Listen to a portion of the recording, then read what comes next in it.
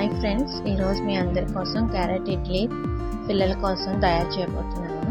చూడండి, ముందుగా 2 క్యారెట్స్ని అలాగే చిన్న అల్లం ముక్కని తీసుకోవాలి. క్యారెట్ని బాగా చిన్న ముక్కలు కట్ చేసుకుని అల్లం ముక్క జీలకర్ర వేసి మిక్సీ చేసుకోవాలి.